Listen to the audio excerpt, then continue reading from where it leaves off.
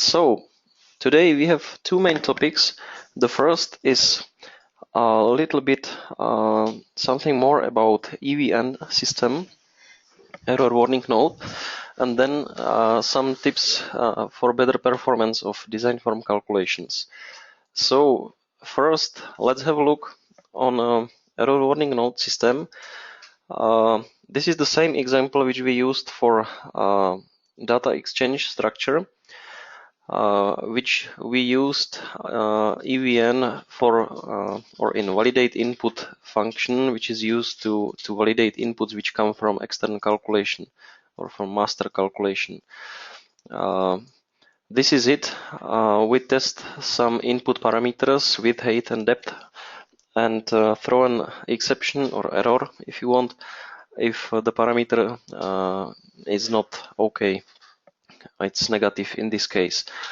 I would like to show you something more, or okay, let's have a look how it looks here. If we input negative number here, we get an exception, and the EWN error is recorded and stored in EWN system, and we can draw it. This table is a result of this command, EWN.drawTable. So using this technique, you are able to store all exceptions, error warning nodes, and handle them in one place. And what is important, it is also passed to CI engineer as a result of the calculation. Now I would like to show you something more. Here we have some examples or conditions which produce errors. Again, I have negative height, so some error is traced. What I wanted to show you is how the table of EWN can be exported. You can see several commands here, several variants of the draw table command, which produce these tables. The easiest is to use draw table without parameters, which simply draw all records from the EWN and all columns. It means this index, type, description, and solution. But you can select which columns you want to use using this variant of draw table. Let's have a look how it looks like.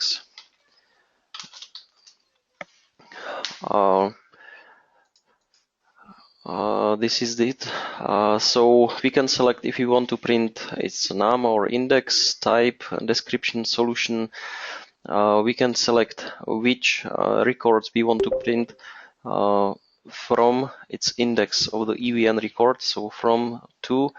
So there is several variants how this table can be drawn, or if you want to make some own style, own, let's say, background of the header, you can use get table command, which will return exactly this table, very similar to as you use object equals to new table.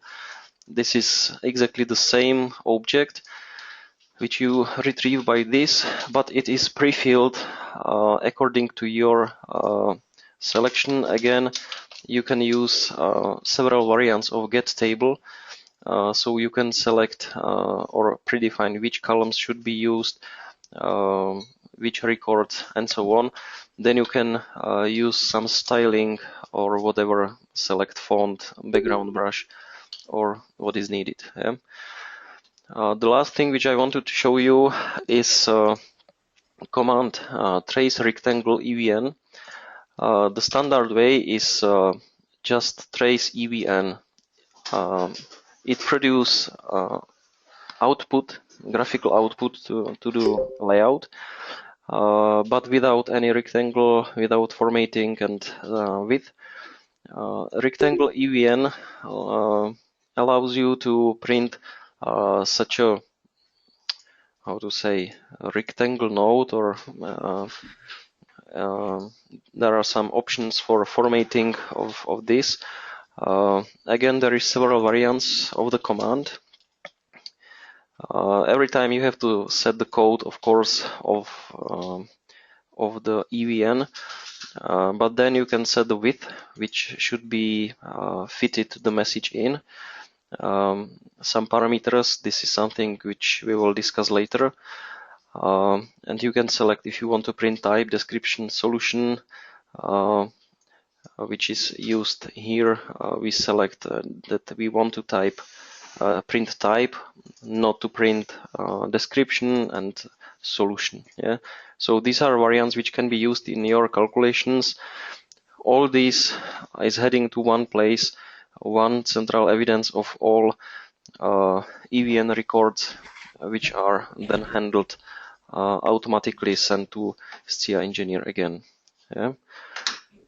So these are possibilities, some more advanced commands which can be used with EWN system. So this is very brief extension of EWN system. Do you have any questions or any ideas about EWN?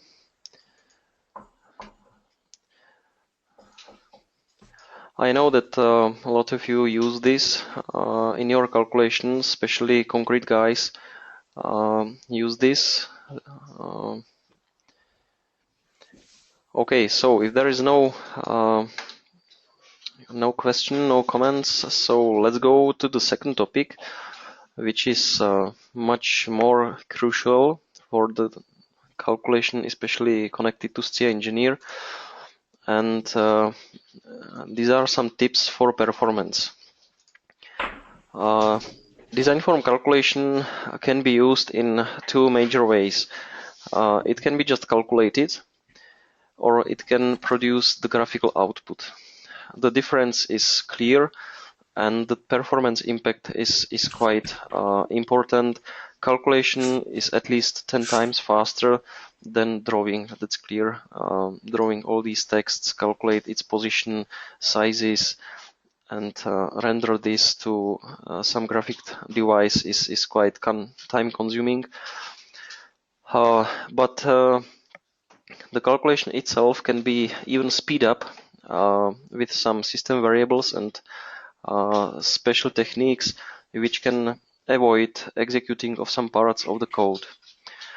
I have selected a very simple example of steel calculation, which contains some info which is very important and useful for user when we produce graphical output.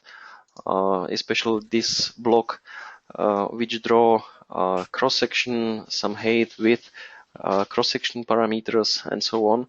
But when we check this block, you can see that it calculates nothing. There is no new calculation in this block. It means that this block can be completely emit when we just calculate, when we don't need to produce graphical output. Design forms provide so-called system variable, which is used here in if statement, which tells you if the calculation is producing graphical output, then the variable is true, or it's just calculated, then it's false. As you can see, this if statement is very simple. It tells design forms, if you generate graphical output, execute this code. If not, don't execute it at all. So this if statement is completely ignored, and we go to the next command. Pretty useful tool for finding or discover what is the bottleneck of your calculation and what consumes the time is this code profiler. It's quite simple tool. It goes through your calculation and measure times which takes to execute each command, each instruction. What we see in the first column, there is the code line, which is pretty simple. The second is the type of the instruction. Here we have a list of all instructions which are used in this calculation. We can select or filter out just several types of instructions, or we can show all of them. The action tells me if the calculation was, or the instruction was calculated, was drawn, or was not executed at all. For example, on line 26, there are some instructions which were not executed because the case statement probably go through the case 0. Yeah, so these instructions were not executed at all. This is what we see here. When we profile drawing, we will see the third variant, which tells us that the block was drawn. So it was outputted to the graphical output. Yeah. Of course, you can sort it out and have a look if it was drawn, calculated, or not executed at all. Here we come to the most important column, and that's the execution time. It's not seen in the header, but here you can see the time is in microseconds. It means exponent is -6. 1 million microseconds is 1 second. So the program itself, the producing graphical output of the program complete took 15 milliseconds, 15,000 microseconds. It means 15 milliseconds. That's 100% of the time. And we can have a look what consumed the time, which parts of the calculation were the most expensive. It's important to say that, for example, this collapsible block, the time of this collapsible block contains the sum of times of all nested instructions, all nested commands. Yeah? So time of block at line 148 is the sum of all these instructions, sum of times of these instructions. So obviously, if statements, blocks, containers, and so on are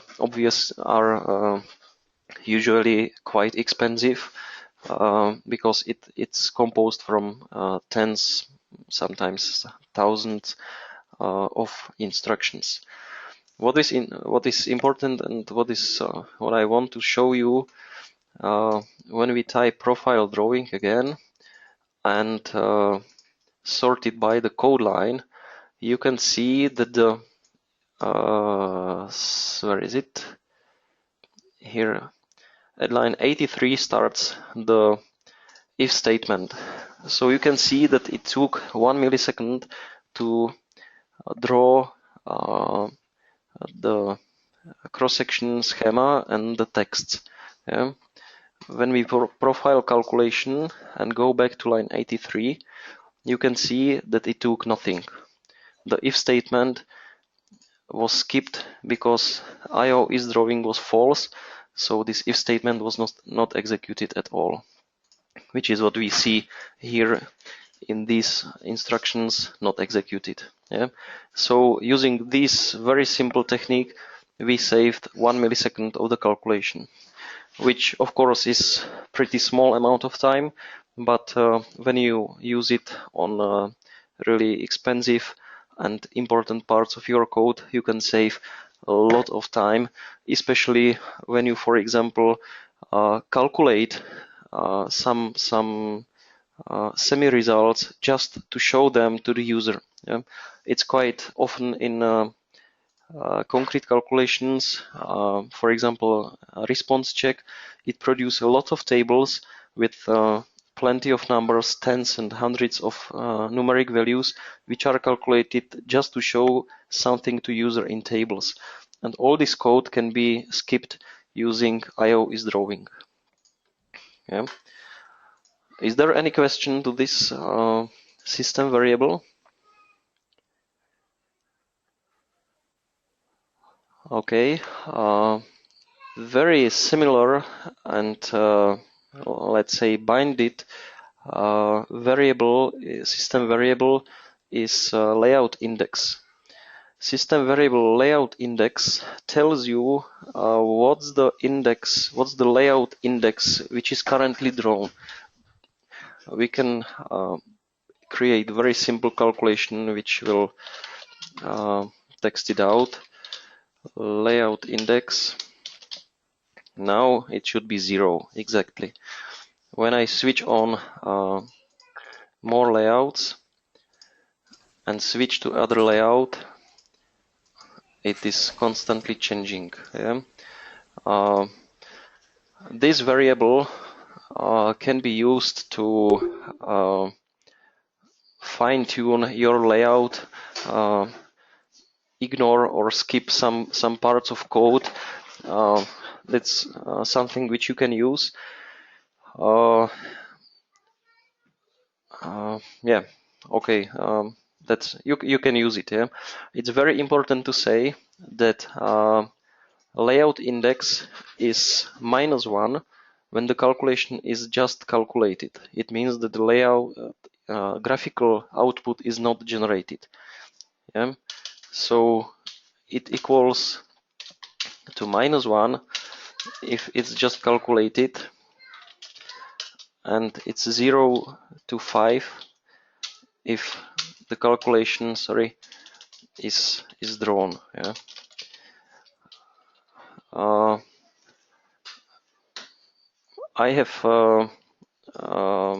I have been asked several times how this works, so please keep in mind that layout index is -1 if the calculation is calculated. It's important to say, and I will try to show you. We will save this as, for example, extern, and create one more calculation called master, and we will just call the extern. So object E equals to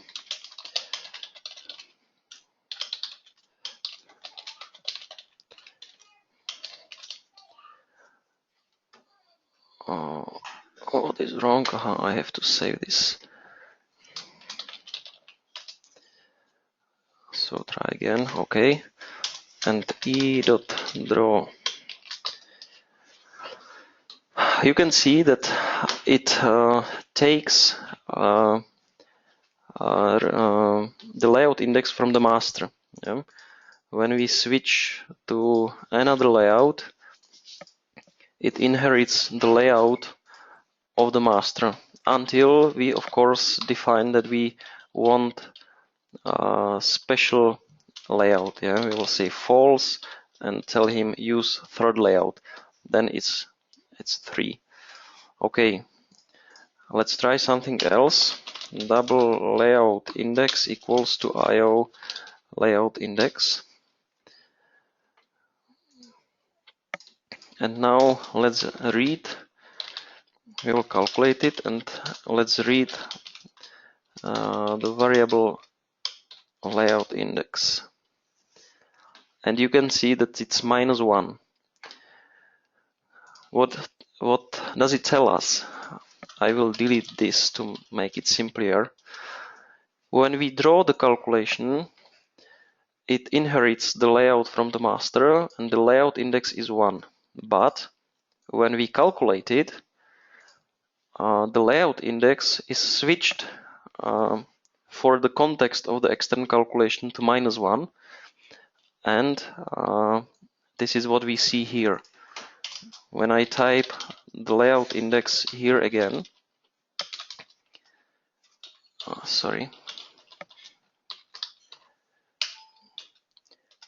it's again 1. What does it mean? System variables, all of them, but in this specific case, IsDrawing and layout index, are updated to the context of the external calculation automatically. It means that if you call calculate, then the external calculation will get system variable -1. When you go back to the master, it's restored to the master value. So you don't have to make something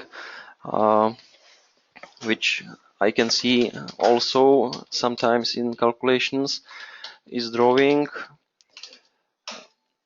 then E.Draw,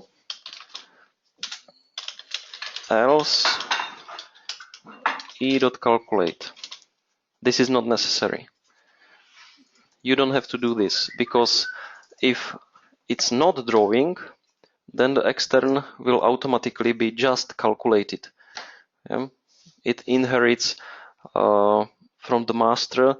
Master which is just calculated cannot call draw of the external calculation. So this is not necessary. It's sometimes I can see this structure, these commands in CLC files. So, any questions? It's pretty important, this one. So if there is something not understandable, please ask.